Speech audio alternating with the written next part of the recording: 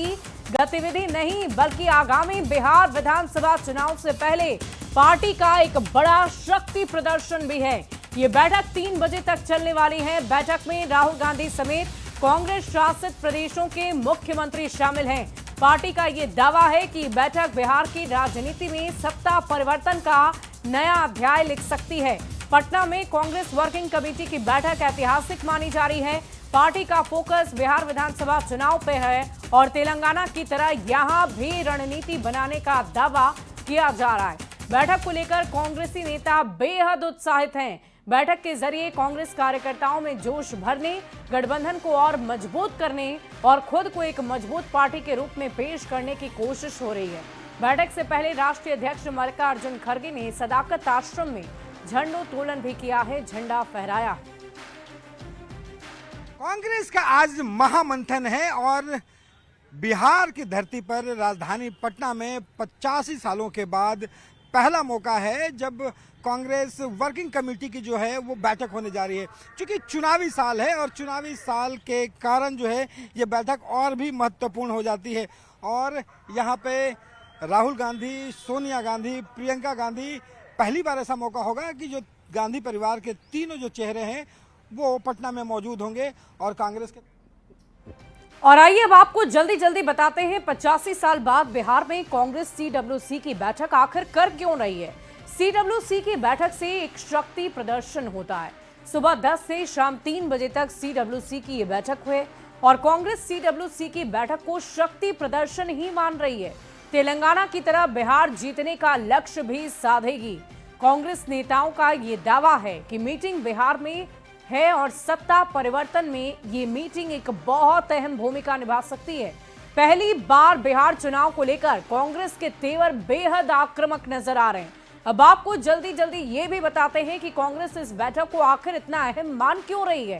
कांग्रेस बिहार में जीत का तेलंगाना मॉडल अपनाना चाहती है और 2023 में तेलंगाना में चुनाव के वक्त कांग्रेस ने सीडब्ल्यूसी की बड़ी बैठक की थी और बैठक के बाद तेलंगाना में कांग्रेस की सरकार बनी थी। बैठक से कांग्रेस पार्टी को वहां पर फायदा मिला था और इसी बैठक के जरिए बिहार चुनाव में कांग्रेस खुद को केंद्र में रखने की रणनीति बना रही है। कांग्रेस पार्टी इस बड़ी बैठक के जरिए कार्यकर्ताओं में भी जान फूंकने की कोशिश करेगी। तेलंगाना की तर्ज पर कांग्रेस बिहार चुनाव में भी रणनीति बना रही है ताकि चुनाव के केंद्र में ये पार्टी बनी रहे। और आपको ये भी बता देते हैं कि कांग्रेस इस बैठक को इतना अहम क्यों मानती है। कांग्रेस बिहार में जीत का तेलंगाना मॉडल अपना रही है। 2023 में तेलंगाना की अगर हम बात कर लें तो चुनाव के वक्त कांग्रेस ने वहां पर सीडब्ल्यूसी की एक बड़ी बैठक की थी और उस बैठक के बाद तेलंगाना में कांग्रेस की सरकार बन गई थी। बैठक से कांग्रेस पार्टी को वहां पर बहुत फायदा मिला था और इसी बैठक के जरिए बिहार चुनाव में कांग्रेस खुद को केंद्र की सियासत में रखने की रणनीति बना रही है। कांग्रेस पार्टी इस बड़ी बैठक के जरिए कार्यकर्ताओं में जान फूकेगी, जोश भरेगी और तेलंगाना की तर्ज पर ही कांग्रेस बिहार चुनाव में भी रणनीति को अपना रही है ताकि वो बिहार की सत्ता में भी केंद्र में बनी रहे। और आइए अब आपको जल्दी जल्दी बताते हैं कि सीडब्ल्यूसी की बैठक में किन किन मुद्दों पर आज चर्चा होगी। बिहार में वोट चोरी के मुद्दे पर पुरजोर तरीके से कांग्रेस ने पहले भी चर्चा की, यहां तक कि वोटर अधिकार यात्रा तक निकाली गई और इसी बीच आज इस बैठक में इस महत्वपूर्ण विषय पर चर्चा होगी। पलायन, बेरोजगारी, बदहाली पर फोकस होगा। सीट शेयरिंग और जिताऊ सीटों पर विशेष तौर पर फोकस रखा जाएगा। कम अंतर से हारने वाली सीटों पर भी जोर दिया जाएगा। कांग्रेस उम्मीदवारों को लेकर मंथन होगा।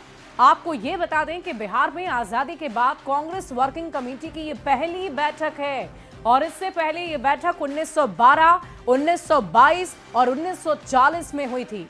मौलाना मजहरुल हक ने 1921 में 21 एकड़ जमीन दी थी जिस पर सदाकत आश्रम की स्थापना हुई थी और इसी को लेकर आज पुरजोर तरीके से न सिर्फ कांग्रेस के बीच चर्चा हो रही बल्कि पूरे बिहार की सियासत में कांग्रेस की इस बैठक को लेकर चर्चा पुरजोर तरीके से हो रही है। बढ़ते आगे, बिहार में कांग्रेस की सीडब्ल्यूसी की बैठक को लेकर बीजेपी का हमला। आईटी सेल के प्रमुख अमित मालवीय ने एक्स पर पोस्ट कर निशाना साधा है। उन्होंने कहा कि सीडब्ल्यूसी की बैठक महागठबंधन के लिए कई संदेश लेकर आई है। सबसे पहले इस बैठक में वही कांग्रेसी नेता जुटे हैं जिन्होंने लगातार बिहार और बिहार वासियों का अपमान किया है, अभद्र टिप्पणी की है। आजादी के बाद बिहार में पहली बार कांग्रेस की सीडब्ल्यूसी की बैठक हो रही है। दरअसल तेजस्वी यादव के मुख्यमंत्री बनने के ख्वाब की ताबूत में यह आखिरी कील है। कांग्रेस और महागठबंधन के सहयोगी दलों में ऐसी आम सहमति दिख रही है कि तेजस्वी को कभी भी सीएम फेस घोषित नहीं किया जाएगा। राहुल गांधी का बार बार बिहार आना पूर्व कांग्रेस की सक्रियता इस बात का साफ संकेत है कि कांग्रेस आरजेडी पर निर्भर नहीं रहना चाहती। वो बिहार में खुद को राष्ट्रीय जनता दल के समानांतर शक्ति के रूप में स्थापित करने के लिए पूरी ताकत झोंक रही है। कांग्रेस की ये चाल बिल्कुल वैसी ही है जैसे दिल्ली चुनाव के बाद उसने आम आदमी पार्टी से दूरी बनाई थी, और बिहार में भी कुछ ऐसी ही कहानी दोहराई जा रही है। साफ है कि आरजेडी और कांग्रेस चुनाव से पहले ही अलग अलग राह पकड़ सकते हैं। चुनाव के बाद तो ये विभाजन तय है। सीडब्ल्यूसी को लेकर बीजेपी ने यह हमला बोला है।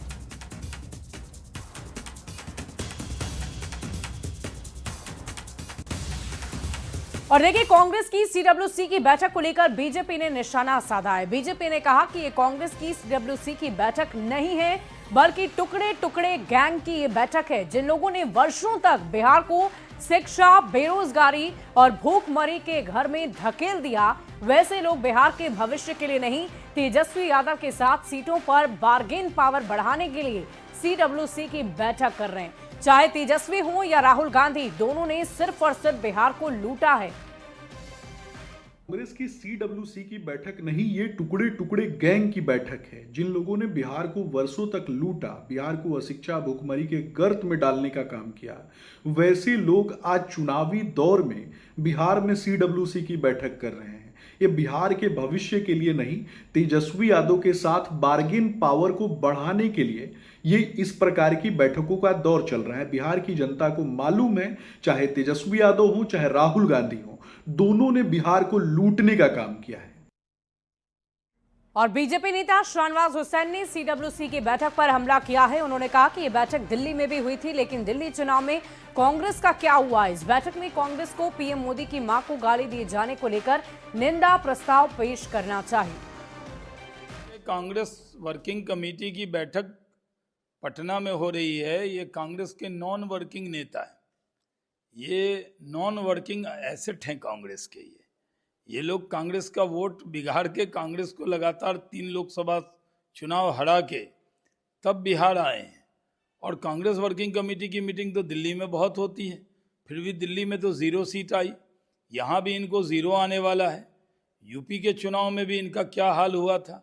तो जैसा यूपी और दिल्ली में चुनाव में रिजल्ट कांग्रेस का हुआ, उससे भी खराब रिजल्ट बिहार में आना है, क्योंकि इन लोगों ने एक भी नेता कांग्रेस वर्किंग कमेटी ने प्रधानमंत्री को मां को जो गाली दी गई उसका निंदा नहीं किया।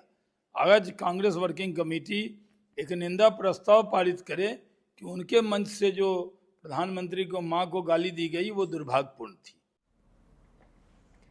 और देखिए, कांग्रेस नेता प्रियंका गांधी 26 सितंबर को मोतिहारी के गांधी मैदान से चुनावी शंखनाद की शुरुआत करेंगी। प्रियंका गांधी के मोतिहारी दौरे और चुनावी सभा को लेकर तैयारियां जोर शोर से चल रही है। गांधी मैदान में 4 बड़े पंडाल बनाए जा रहे हैं, जिसमें लाखों लोगों के पहुंचने की संभावना है।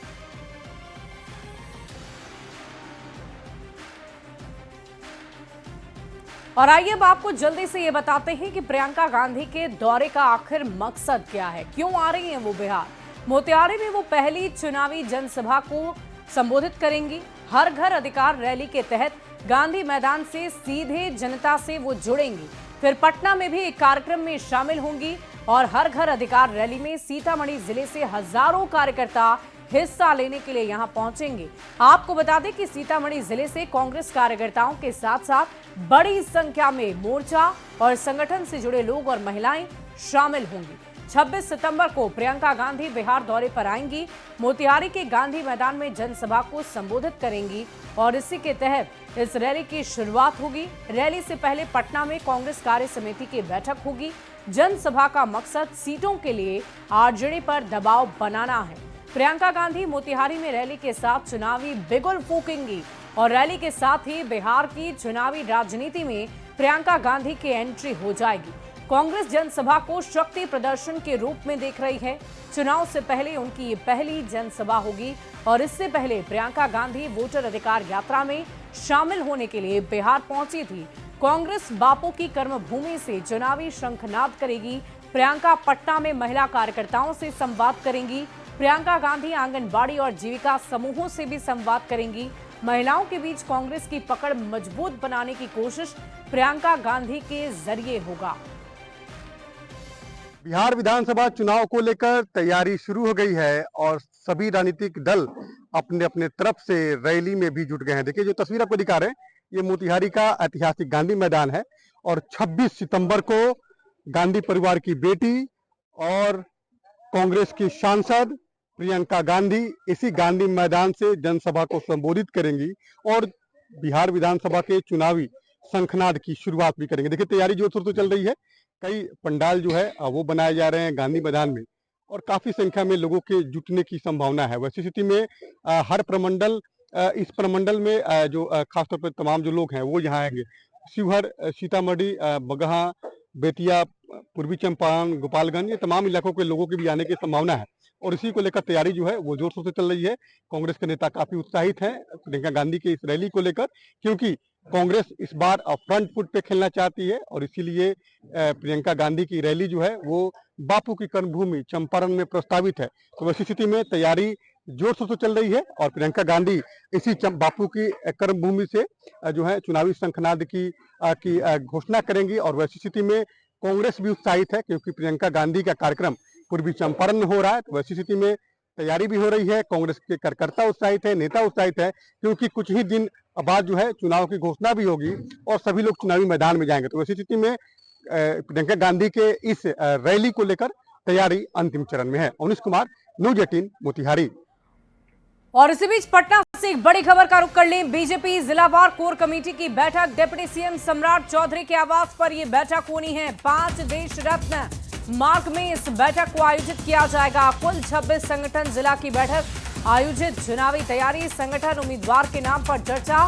प्रदेश अध्यक्ष दिलीप जायसवाल, संगठन महामंत्री भाई दलसानिया, संजय जायसवाल, विजय सिन्हा, गिरिराज सिंह सहित पार्टी के कई दिग्गज बड़े नेता मौजूद रहेंगे। बीजेपी के जिलावार नेताओं के साथ बातचीत होगी। पार्टी के जिलावार नेताओं से फीडबैक भी लिया जाएगा। और आइए अब आपको जल्दी जल्दी एनडीए का 2020 वर्सेस 2025 का सियासी समीकरण बता देते हैं, क्योंकि इस बार सियासी समीकरण थोड़ा बदल गया है और इसीलिए बीजेपी भी अपने नेताओं के साथ बहुत अहम बैठक कर रही है।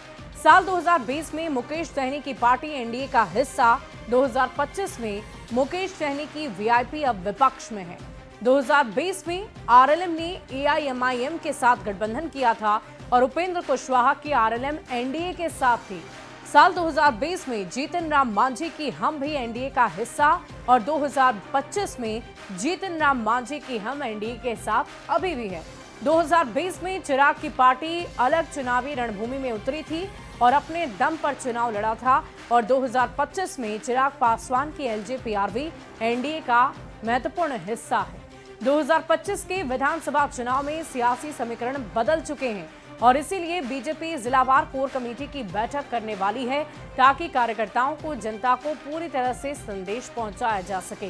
बढ़ते आगे, बिहार विधानसभा चुनाव को देखते हुए बीजेपी कोर कमेटी की बैठक कर रही है, जिसमें बिहार के 26 जिले के नेताओं को बुलाया गया है और बारी बारी से सभी नेताओं से उम्मीदवार के चयन पर बातचीत की जा रही है। और इस दौरान बीजेपी प्रदेश अध्यक्ष दिलीप जायसवाल से बातचीत की है न्यूज 18 संवाददाता शैलेंद्र ने। बीजेपी कोर कमेटी की बैठक जिलावार इस वक्त चल रही है और सम्राट चौधरी के आवास में इस वक्त मीटिंग का आयोजन किया जा रहा है। एक और सीडब्ल्यूसी की जो बैठक है कांग्रेस पार्टी की वो चल रही है, दूसरी ओर उम्मीदवारों के नाम के साथ साथ कई चीज़ों पर चर्चा इस वक्त बीजेपी में हो रही है। दिलीप जायसवाल जी, प्रदेश अध्यक्ष हमारे साथ हैं। सर, काफ़ी महत्वपूर्ण बैठक है आज आप लोगों की। देखिए, सीडब्ल्यूसी की जो बैठक है वो तो कांग्रेस के द्वारा बुलाया गया है और ये उनका मामला है। आपस में एक दूसरे पर वर्चस्व का लड़ाई उनका अपना चल रहा है और कांग्रेस चाहती है कि वो बड़ा भाई बन करके जो है बिहार में अपनी भूमिका निभाने का प्रयास कर रहा है। हम लोगों का बहुत ही संगठन में पारदर्शिता के तहत जिला कोर कमेटी से आगामी विधानसभा चुनाव को लेकर के सभी बातों पर समीक्षा हो रही है, राजनीतिक परिस्थिति पर चर्चा हो रही है और वहां से जो हमारे विधायक हैं या हमारे जो उम्मीदवार हो सकते हैं उन सब बातों पर भी चर्चा चल रही है और चर्चा चल के एक पारदर्शिता के साथ रिपोर्ट जो है केंद्र के पास भेजा जाएगा। तो बिल्कुल देखिए एक काफ़ी महत्वपूर्ण बैठक बीजेपी की, क्योंकि इसी बैठक के बाद उम्मीदवार के नाम पर भी मुहर लगनी है और अलग अलग जिलावार जो विधानसभा क्षेत्र हैं उन क्षेत्रों के जो उम्मीदवार हैं उनके बारे में फीडबैक भी इस बैठक में लिया जा रहा है। शैलेंद्र, न्यूज़ 18 पटना। और चुनाव दोपहर में अब बात करेंगे सीमांचल के सियासत की। बिहार के चुनावी मैदान में एनडीए और महागठबंधन से इतर एक तीसरे गठबंधन की कवायद भी शुरू हो गई है और इसकी कोशिश ऑल इंडिया मजलिस ए इत्तेहादुल मुस्लिमीन यानी AIMIM की ओर से हो रही है। खुद पार्टी प्रमुख असदुद्दीन ओवैसी ने मोर्चा संभाल रखा है। वो सीमांचल के दौरे पर हैं और 4 दिवसीय दौरे पर AIMIM प्रमुख असदुद्दीन ओवैसी सीमांचल के किशनगंज पहुंचे। 24 सितंबर यानी आज से ओवैसी सीमांचल में यात्रा करेंगे जो 27 सितंबर तक चलेगी। अब सीमांचल में 4 दिन का हमारा विजिट होगा। मुख्तलिफ विधानसभा में हम अख्तर अली खान साहब जाएंगे, वहाँ पर आवाम से मुलाकात भी करेंगे, पब्लिक मीटिंग भी करेंगे। बिहार के लिए और ख़ासतौर सीमांचल की इंसाफ की लड़ाई लड़ी है तो यही उम्मीद करते हैं कि आगे भी हम करेंगे। थर्ड फ्रंट की कोई उम्मीद है सर? अब देखिए, अब नहीं मालूम, उम्मीद तो दुनिया कायम है, देखिए क्या होता है आगे। और फिलहाल इस बुलेटिन में